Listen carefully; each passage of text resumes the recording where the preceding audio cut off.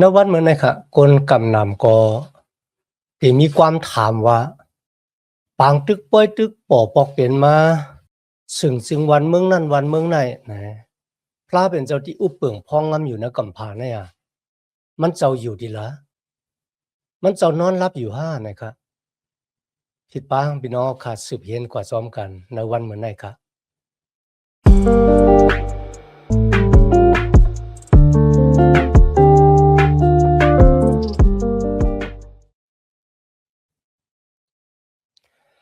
มาสงค่าพี่น้องผู้ทอมยินเสียงใต้ที่นับยามกูเจ้ากูปา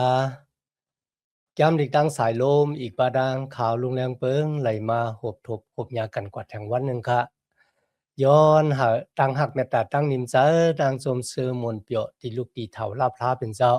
ผู้ใหญ่แม่และสูงสุดตัวขอดเปียวถึงเฮาคากว่าหังเผอหังมันสิกรรมค่ะพี่น้องค่ะในวันมื้อนี้เฮาก็ได้สืบเห็นจามสาลามคาน44ข้อที่4ต่อบ่ถึงยามสาลามคาน45ตั้งเสียงทั้งหมดยามสาลามคาน44แต่จาติข้อที่4ต่อบ่ถึงคาน45ตั้งเสียงทั้งหมดเขาในคาน44นะครับคุณมิวอิซิล่าเขาได้ลาดถึงลองตั้งติดตัวเจ้าเก่าไล่ฮบไล่ทบในสุดาซากต้านของเขาสืบส่งปันลูกหลานของตัวเจ้าเก่าสืบหนึ่งยาวสืบหนึ่งเจ้าค่ะณสุดาซากต้านเฮาค่ะเนี่ยพุทธิราชว่าเขาคำมีดังอันตัวทบตาหันลองหลีหลายๆกุ้ยไหนได้มานำเจ้าค่ะมีค่ะร้องไห้ก็มีกุ้ยกันในวันเหมือนในกันนะลองต้านณจุดาซากต้านที่เขาค่ะไล่ฮบไล่ทบนั่นน่ะมันเป็นลองที่มีกายขันธ์ลงแท้ๆค่ะจอมหนังที่เฮาค่ะได้อ่านในแก้มสลามคัน44ในคันนะลูกหลานของกวนมิวอิซีลาค่ะปู่ม่วนของเขาสืบหนึ่งยาวสืบหนึ่งใครเหนรองของพระเป็นเจ้าว่าพระเป็นเจ้าไรมาจ้าจอยแถมเขาจึงหนังหือเนื้อจื้อจัดเจ้าคือของเขาเนี่ย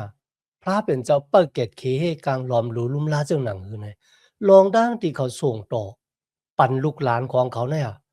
เมื่อลูกหลานของเขาเลยฮบทบตั้งอย่าผืนและจุดาสักต้านของเขาเฮ็ดให้เขามั่นใจว่าพระเป็นเจ้าที่ปู่หมอนเฮาเฮ็ดวัดกูกวายนั่นน่ะเป็นพระเป็นเจ้าที่อสากลิบอยู่พระเป็นเจ้าบ้านให้มันเจ้าเต็มป่อยปื้นป่อยแปดเฮามันเจ้าเตเปิ้อหลอมหรูลุ่มลาวเนี่ยเฮ็ดให้มีตังมันจะในเถาลาพระเป็นเจ้าก็บ่จังไหนในวันมื้อนั้นคันนะเฮาขาที่เป็นพ่อแม่นะเฮามีรองดังสังติเดใครนี่ลูกเฮาส่งต่อรองดังในจุดาสักที่เฮาขาไลรูปไลทบไลทบไลญาในต่างหักแม่ตาของพระเป็นเจ้านั่นก็เนอพุงด้านคู่ของพระเป็นเจ้าที่ได้ยุดยาเฮาที่ได้ปล่อยรอดเฮาป่นเสียอาณาจตันมานัดบูดาเปสต์โยกาตั้งเจ็บตั้งแสบตั้งไข้ตั้งเป็นตั้งหลายเนี่ยเฮาขาโลดส่งต่อจะว่าเฮาขาได้เอาลองดังดีมหลีกันนะลองด้านเฮากอบพิษกันดังก้นนั่นคัดกันดังก้นให้ไอ้ก้นไอ้บ่มีขิงข้าวยามได้เตแหมขึ้นนั่นน่ะจะว่าส่งต่อลองดังที่ได้เฮ็ดให้มันเป็นอาแปด อ้าวดังดูดังเหลียวมาหอดเปียวถึงได้จุดาซักนาหอนนาเฮิรนนาติการงานเฮาผมจะกุ้ยกะส่งต่อลองตั้งติจับแสงกันนางตั้งหักและพุงดันโคของพระเป็นเจ้าเขาออณวันมื้อนี้เฮาก็ได้สืบด้วยที่ข้อที่4กว่าครับเจ้าเฮาเป็นคุณหอค้ำข้าเจ้าพระเป็นเจ้าข้าเจ้าที่เขาออเจ้าเฮาปันอักขว้างอันเป้อันแหน่งนั้นตีก้นเจ้าเฮาที่เขาออ เพราะว่าเขาค่ะอ่านถึงข้อที่8แต่เป็นรองตั้งอันเขาปันกติสสาติพระเป็นเจ้าว่าอำว่าได้เลยฮบทบลองตั้งสังฆติตั้มใจวางใจเนพระเป็นเจ้าปู่มอนเขาเลยตั้มใจวางใจเนเจ้าเฮามาจึงหนังหือข้าก็ติตั้มใจวางใจเนเจ้าเฮาก็เปือว่าข้าเป็นโกนของเจ้าเฮาหน่อยค่ะนะข้าเต็มตั้มใจนึกปืนกลางข้าเนื้อหลับเนื้อเลี้ยวของข้าเนี่ยข้าเต็มตั้มใจวางใจเนื้อเอ็นแห้งของข้าเนี่ยพี่น้องข้าลองได้มันเป็นตั้งอัน ข้าจะเต็มลงอิงปึงอากูอินแห้งของทุเจ้าก็กุยก็มีดังมุงทามองทาในถาวราพระเป็นเจ้าอยู่ตาเสในข้อที่17ถึง22ค่ะพี่น้องค่ะที่ไหนว่าก้นของพระเป็นเจ้าค่ะนะติดจุกมันเขิงอยู่นะตั้งอยู่มัดนะมันเจ้ากุ้ยกะตั้งสุกซากตั้งหยับผืดอีกว่าตั้งอันก้นต่างเจ้าคือยังขีนเอกเต็กเต็งเขาอยู่เนี่ยมันเหมือนเรื่องว่าเขาตั้งใจวางใจในพระเป็นเจ้าก็เบื่อสังเขาขายังตึกอะไรขามยานสู่ก้นดิมเกี่ยวกับนาลูเขามาเฮ็ดให้ที่เขาอยู่พี่น้องก็ที่ในรัฐว่าเหมือนเจ้าหนังโซ่ค่ะนะ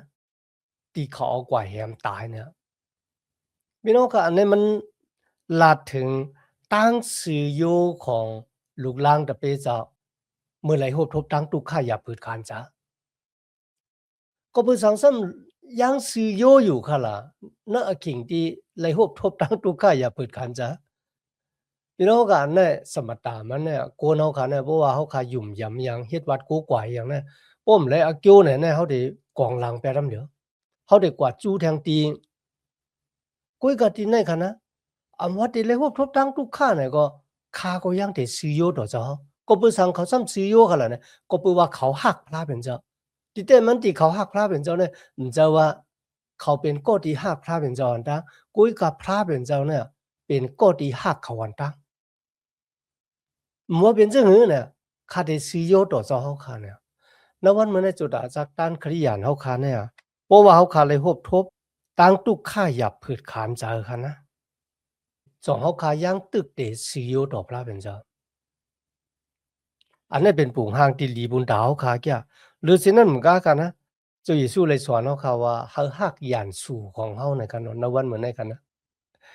ก็เพราะฉะนั้นครับตั้งตุกข้าที่เขาขาเลยหบเลยทบนั่นน่ะมันจะเป็นที่สุดที่ก่อยมันหามันหลุดเลยตุ้ยกว่ายาวๆเนี่ยครับนะเหมือนเรื่องที่เขาขาดตุ้ยเจิงกันเนาะหวังพอเขาขาหันมังสามันเลยขามดังอันขี่เน็กเต็กเตียงอันเนี่ยจองปาสุดขาเนี่ยมันไปสุดลูกล่างตะเปเจ้าเนี่ยดังอันจับจอมหอมไปจุยสู้เนี่ยก็เป็นเรื่องหลังนั้นมันไปสุดนะครับเปิดตัวที่สุดที่ก่อยมันในวันนั้นเขาขาดที่ไรหันตั้งหักเลยพุงดันโคของพระเป็นเจ้าก็เพราะฉะนั้นเขาขาดหลุดเลยมีทั้งเยื่นจ๋าแล้วก็สื่อโยต่อพระเป็นเจ้าและยังตึกมีทั้งมุงทามองทานในพระเป็นเจ้า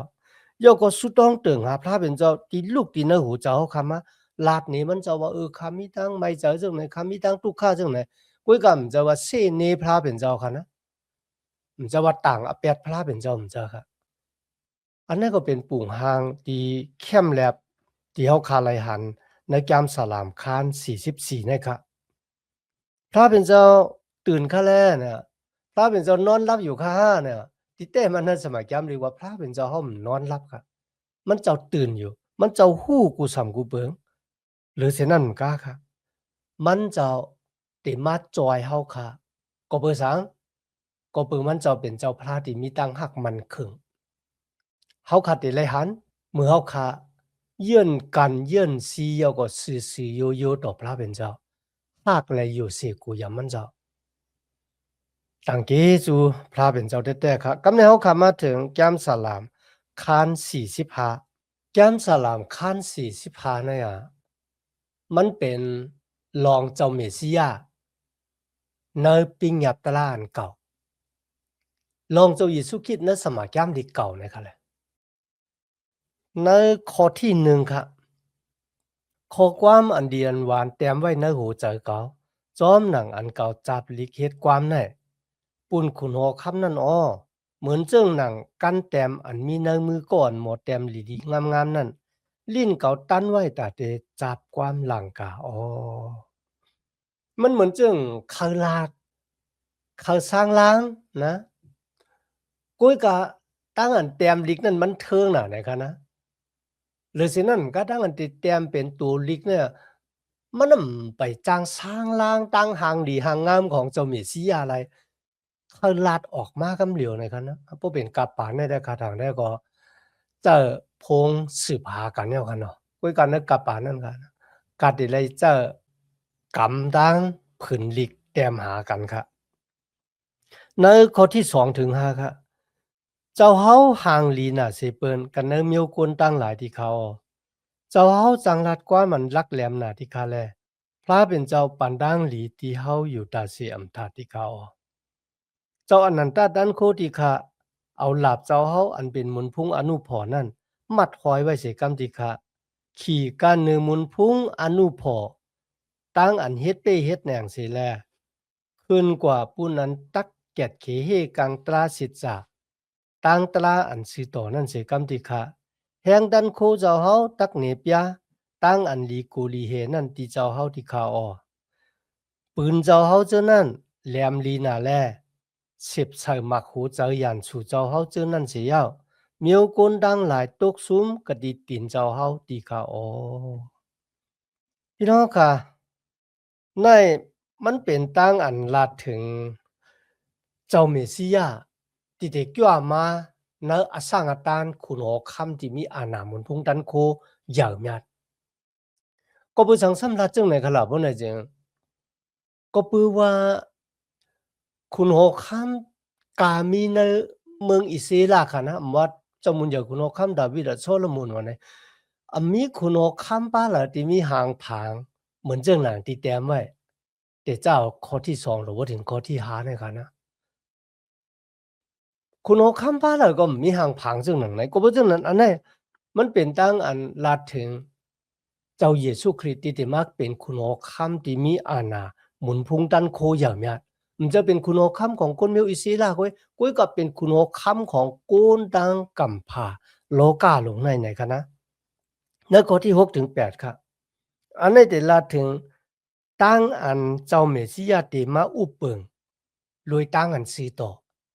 แล้วก็ได้อุปเปิงต่อโจค่ะก็เพราะฉะนั้นมีคุณคำว่าละที่อุปเปิงโดยตั้งซีต่อแล้วก็อุปเปิงต่อโจนั่นมีเจ้าเยซูสู่เร็วป้าเร็วก้อยมันเป็นเรื่องหนังนั้นแต่ๆค่ะก็เพราะฉะนั้นตั้งอันมันจะมาอุปเปิงโดยตั้งซีต่อนั่นมันบอกว่ารวยเกซูตลาค่ะนะเยื่องถึงเกซูตลาตีโกนเฮามันกึ่งเถกกึ่งตานที่จะได้ข้ามร่างอันปดวางควางรถปันบูดาเปสต์ไล่ข้ามร่างอันมันจะปล่อยรถเฮาออกป้นมุ่นรถสิอาณาผีให้เพื่อให้ป้นสิยอกาตั้งเจ็บตั้งเสียบตั้งใครตั้งเป็นและตามมาแปดเนื้อหมอภัยงะไล่หลงอันนี้เป็นตั้งอุปเปิงรวยเกซูตลาตั้งสีต่อของมันเจ้าที่ในรายละถึงปะหลางของมันเจ้าเนี่ยติดแต่อยู่นิกจ้าเถาล่ะมันจะได้อุปเปิงรวยตั้งสีต่อและตั้งหักแล้วก็มันเจ้าเป็นเจ้าอันหลีจังตั้งอันนำตะลาเนี่ยครับพี่น้องครับเมื่อจุยสู่มาจอมหนังเดียวกันเลยฮันคนพาริเซเขาว่าเขาเป็นคนสีต่อเขาเนี่ยเป็นคนสีต่อนะครับนะเขาเฮ็ดเหมือนเจ้าหนังปูมอนเขาเนี่ยปูมอนเขาในแหมปลาล้อแพทย์ตายเนี่ยพี่น้องครับจุยสู่ขึ้นลาที่เขาว่าจึงก็อะโลสู่จังได๋อ่ะสู่ถามว่าสู่เป็นคนสีต่อหน้าเลยสิปูมอนของสู่ห้าเนี่ยปูมอนของสู่เนี่ยกว่าไว้หุนหางสร้างทูตเถียงเป็ดพระเป็นเจ้ากันนั่นเว้ยกุ้ยก็สู่จังได๋ติแหมเจ้าเมสสิยาตายเนี่ยพี่น้องเขาค่ะก็เพราะฉะนั้นในสมัยยามเด็กจึงลาถึงรองของคนผาลิเซว่าคนจังได๋อ่ะเขาเป็นคนนาซีใจกดอยู่ต่อหน้าโกนเนี่ยเฮ็ดเหมือนจังเป็นคนพลาตะลากว่าอยู่จอมต่างเถสุตองเขาเปิ้นไล่ตัวหันเขาว่าเขาเป็นคนพลาตะลาเนี่ยค่ะนะกุ้ยก็จะสู้ว่าสู้ทั้งหลายเหมือนจังคุมป่าเหี่ยวช้างแข้งอ่ะต่างแนวมันมีอันตัวแนวหลายๆเนาะเจ้าของสู้เนี่ยเป็นคนหมึกคนเรื่องอะเนี่ยบ่ลาจังไหนก็มื้อจุยสู้มาอุเปิงค่ะนะจุยสู้ก็อุเปิงเนาะตั้งสื่อต่อยอก็มันเจ้าก็จังตั้งอันอ่ำตะลาค่ะนะตั้งหมึกตั้งเรื่องไหนค่ะแหละพระเป็นเจ้าจังแท้ๆร้องในเฮาค่ะก็เลยหันมันจะอุเปิงรวยเกซูตะลา ก้นกูก็ค่ะมาหาบ่ตังเกียกเลยเกจูของมันเจ้ามันจะเลยดังกำดังจ้างเฮาคันนั้นคันนั้นเนาะอันนี้เป็นรองเจ้าคริสต์นักยามดีเก่าเลยแต้มหมายไว้มันจะเป็นเจ้าเมสสิยาเป็นคุณหอคำที่มีอาณามุนพุ่งตันโคอย่างมีดในไหลฮอดทารองของมันจะมีเกจูตะลาหลายๆก้อยค่ะนะมีตั้งอันจีอย่างตะลาบ้าค่ะ มีตั้งอันจีอย่างตะลาบาค่ะเพราะว่ากุนก็เหลอคุกจะไรไม่จะวัวตะเป็ดหนองต้าตั้งพิษบ่เนี่ยจึงวันหนึ่งค่ะนะเขาตักเตะไรขานพระเป็นเจ้าจีอย่างปันตามเหมือนกันอันนี้เป็นเจ้าเมสสิยาในข้อที่เจ็ดค่ะเจ้าเฮาเกียกเจอหักถูกเจอลองตั้งอันซีต่อแลจังลองตั้งอันตรานั่นตีเขาก็ปือลองตั้งในแลพระเป็นเจ้าพระเจ้าเฮานั่นเลือกเอาเจ้าเฮาเสียเอาซ้อนหล่อปันมังกลากันเนือเจ้าเฮายิงแค้นนำหน้าเสียกันเนือคุณโหคำต่างป้าตีเขาในค่ะเดียวค่ะลาดว่ามีคุณโหคำบ้านหลายในเมืองอิสราตีเหมือนเจ้งนางไล่แต้มหมายไว้กุยการลองตั้งเจ้าในเฮาค่ะก็เลยหันในจุดาสักตันของเจ้าเยซูเนื้อข้อที่เก่าค่ะนะ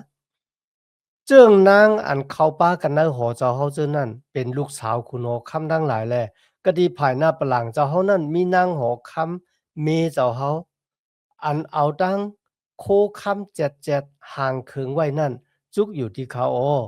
ลูกยิงอันสองมังกรากะดีคุณหอคำในไว้ถ่อมยินกว่ามันเกาลาดในตาหลงลืมจื้อคือตู่เจ้าเก่าตั้งปีน้องกวนเฮือนตู่เจ้าเก่าตาโอเฮ็ดจึงหนังนั้นจึงคุณหอคำตักหักหอมโจมตอนตั้งห่างดีนางเฮานั่นปืออันมันเจ้าเป็นเจ้าตีนางเฮาแลถ่อมเอามันเจ้าตาจึงนางแล้วก็นางหอคำนั่นน่ะมันเยิงถึงเจอเจ้าของเจ้าเยซูคริสต์ชื่อเจ้าของเจ้าเยซูคริสต์เหมือนเจ้าหนังเจ้านางเหมือนเจ้าหนังลูกสาวดีแต่นาเฮิรนแล้วก็ออกเฮิรนปอแม่กว่าคุกจะไล่ปอแมวไหนคะนะก็ปวดที่เลยกว่าอยู่จอมก็ที่เป็นคุณหอคำอะที่เป็นเจ้าเป็นผู้ของตัวเจ้าเก่ามันปองว่าขนาดเพราะไหนจริงเขาคันลืมอาสาเก่าของเขาเมื่อเขาเลยมาพบทบพบญาเจ้าเกศเจ้าเมสสิยายาวเสียหลายอาสาต้านันเก่ามาได้เป็นตั้งบนตั้งเกี่ยวในวัวระแปดลองยาเมากำห้าลองตั้งที่พิษศีลพิษธรรมอย่างอาสาเก่าเจ้านั่นน่ะยาวค่ะคุกจะไรมันยาวค่ะขึ้นไหวหน้ากว่าจูมันกุ้ยกับเฮาค่ะจอมป่าหลังเจ้าหอคำเจ้าเยซูคริสต์ในวันเมื่อไหร่ค่ะเจอเจ้าของเจ้าเยซูเขาเป็นเจ้าสาวของเจ้าเยซูคริสต์ก็เป็นเรื่องนั้นในวันเมื่อไหร่เมื่อเขาขาดเต็บตัดสินใจจอมป่าหลังเจ้าเยซูเยาไหนอ่ะพี่น้องค่ะจุดอาสักตานเขาขาเนี่ยมันก็รู้เป็นก้นใหม่นั่นค่ะนั่นนะจะก้นเก่าค่ะเขาก็เป็นก้นใหม่เป็นเจ้าสาวของเจ้าเยซูคริสต์แล้วก็มีหางมีแฮนตัวเจ้าเก่าไว้ก็บ่สังคาบ่ไหนจังก็บ่ว่าวันหนึ่งค่ะนะเจ้าเยซูคริสต์ได้จั่วมาขึ้นในกำผาโลกาในแทงปอกนึงเมื่อมันเจ้าจั่วมาแทงปอกนั้นมันจะจั่วมาปุนดาเดมาแก่คยอดเอาเหมือนเจ้าหนังปอกกันตั้งค่ะนะมาขามตอกซับตายในเสาลักว่ามือผังไว้แล้วก็ลูกกำลังตายขึ้นเรียกมาแทงปอกหนึ่งเนี่ยมันจะโกยกับปอกได้แท้มันเจ้าจั่วมาในสมัยจามลีกในจามเปียตีข้ามนั้นก็1เทสาโลนิก2เทสาโลนิกซึ่งในเลยแต้มหมายไว้กันนะมันเจ้าได้จั่วมาเหนืออากาศกลางหาวแล้วก็โกนตางกำผาติดตุยหันมันเจ้าในวันนั้นไหนกันนะโกนหลายก็ติดข้างขี่ข้างผ่านนะกวยการลูกล่างตะเปเจ้าที่อยู่มาตำจะในจุยสู้แต่มีทางโจมซื้อมนเปียวเนื้อเข่งนั่นค่ะมันเจ้าเตมาอุบกำผาหวยนั่นอ่ะแทง1เหงปีเพราะว่าลาถึงรองดังที่จุยสู้เตมาอุบกำผาในแทง1เหงปีในอันนี้มันเป็นรองดังที่ลึกล้ำแต่ว่าจังไหนก็ไลมันหลุดเลยเจ้าขิงข้าวยามบุตรได้ซับแรงสร้างล่างนี้กันกุยกาวันหนึ่งเจ้าเยซูป้าเนี่ยมันจะเด็กจ้ามาแต่เนื้อขิงที่เฮาฮู้ค่ะนะว่าที่เป็นขิงข้าวยามล่ะก็บ่จังนั้นเจ้าสาวของเจ้าเยซูคริสต์หลุดเลยไม่ห่างแฮนตู่เจ้าเก่าไว้หาตู่ตันอยู่ดาเสวันหนึ่งเลยวันหนึ่งตื่นขึ้นมาต่างเกจูพระเป็นเจ้าที่ปันอาซากอยู่ในวันเหมิดแทงวันหนึ่งเป็นของภาคลักษณ์2ที่มีกายคันโลงที่สูงเพียดกาคันและแค้นพระเจ้าที่สูงที่สุดอาสาของข้าให้ขึ้นเป็นของภาคลักษณ์2ปันเจ้าไหนต่างกี้สู่พระเป็นเจ้าโจมซื้อวันต่อวันเห็นหู้จักอโลของพระเป็นเจ้า เฮ็ดจ้อมหนังอะโหลของมันเจ้าที่มันเจ้าอาปันเฮาเฮ็ดให้อะโหลของมันเจ้าอ้อมหยังมันจะรวยเอ็นแฮงรวยสติปัญญาเฮาคากันนานก้อยการรวยอาณาตันโควิเงินหมดจังของพระเป็นเจ้าก็บ่จังนั้นนะวันมื้อนั้นค่ะนะเฮาคาที่เป็นลูกหลางตะเปเจ้า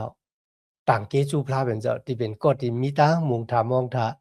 ที่มีวันสุดวันเสงค่ะเนาะเจ้าเยซูไปจ้วมาเสร็จแล้วเฮาขาดตายกว่าไหนก็วันนั้นเฮาขาก็ได้ไล่ เมื่ออยู่จอมมันเจ้าติๆมีน้ำตา มีดังห้องไห้ดังเจ็บดังเสียบดังไข้ดังเป็นดังเฒ่าดังแก่ดังตายมีแท้มีดังนั้นต่างเกสู่พี่น้องเขาขายันน่ะณวันมื้อนั้นที่มาเฮียนแจ่มลีกว่าซ้อมกันตัวบ่ถึงกับกิ่งเฮาขาสุดคันเนาะย้อนหาตั้งหักแม่ตตะตั้งนิมจาตั้งจมซื่อมนต์เปียวตีลูกตีเฒ่าลาพระเป็นเจ้าเฮาขามาแต่อยู่ในหูเจ้าเฮาขากว่าหังผาหังมันเสกรรมคะเมื่อสุงค่า